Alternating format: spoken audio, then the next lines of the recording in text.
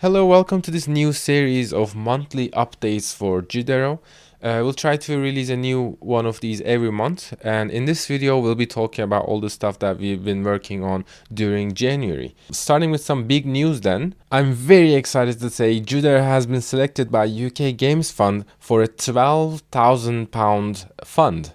I'll talk more about UK Games Fund and how the process went in another video, but for now let's just say the process has been very smooth, although it also forced us to kind of work out how to run Judero as a business. So we actually started a limited company and did a lot of business development stuff as well. Yeah, so this money plus the Kickstarter money is shaping up to be quite a nice little budget for an indie game. So this is actually helping me work full time on Judero right now, which I'm really grateful for. Right, so the next thing to look at is some new models made by Jack King Spooner. Starting out with this giant character. As you can see, it's a very detailed and nicely made model. This is going to be a boss fight actually that I'll be implementing during this month, so I'm really excited for that. Here's some close-up shots of the new enemy type fire sprite, but this is actually implemented in the game already, so you'll see it in a minute anyway. Okay, moving on to some elemental mechanics we've been working on. Don't mind the placeholder assets here. That fire spray we're using is just to show the mechanics.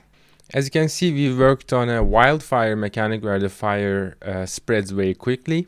And when the fire reaches the barrel, it explodes, and that is one of the ways you can use the fire offensively. To counter the fire mechanics, we also have water mechanics, and as you can see here, you can actually put out fires with water. Again, don't mind the placeholder assets here. We have some water barrels as well, and these barrels can actually interact with each other and cause quite a bit of chaos if you're not careful. You can push these barrels around and use them as traps as well. Next thing on the list is an enemy type that can shoot fire. This is a fire sprite, and it can fly around and shoot fire projectiles at us, so it can be very dangerous but also very useful if you use their powers to help solve puzzles and fight with other enemies.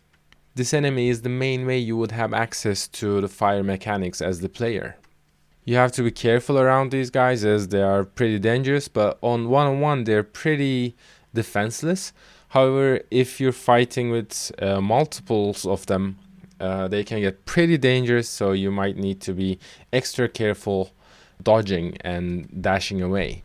We'll see some more interesting scenarios involving these guys in the level design part of this video. If you happen to memorize their patterns, of course you can get away from the fight without getting any damage. Moving on to the topic of level design. Area 2 is made up of 2 big levels, and what you're seeing right now is the first level. And as you can see, it has a more open world feel to it. That's the general direction we're going with Area 2, where you can pick and choose the ways that you can go, and you can do a lot of rewarding exploration, which some of the examples we'll see in a minute. In general, it's a much wider and freer area.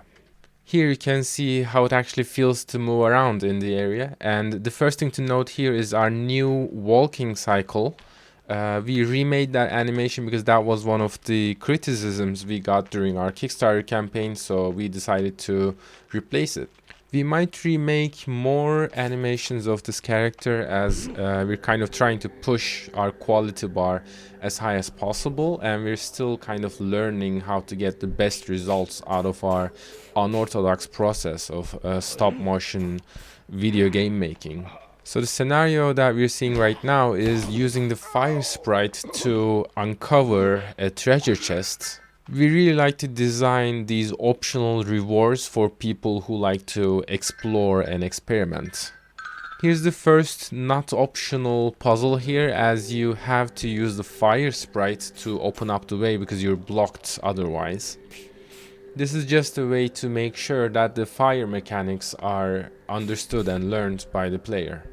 So here's an interesting one. This is an optional one where you have to use the fire sprite to set these trees on fire again, but this time a treasure chest is unlocked somewhere you cannot reach. So if you want to reach this treasure chest, you might need to go back and find a secret path that goes there. This kind of signals to the player that if they go back and explore, they might find other stuff that they did not expect to find. We also like to hide some treasure chests in unexpected places, like the one in water here. And another scenario where you need to use fire to get a reward.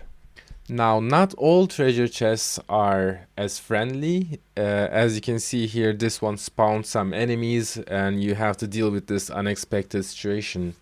The element of surprise is something that we're trying to keep in the world to make it a playful place. This is just the start of this area, so things should get much more interesting later on. But for now, that should be it. Thanks for watching, and if you want to support this channel, please subscribe and comment and all that good stuff. And I hope to talk to you later.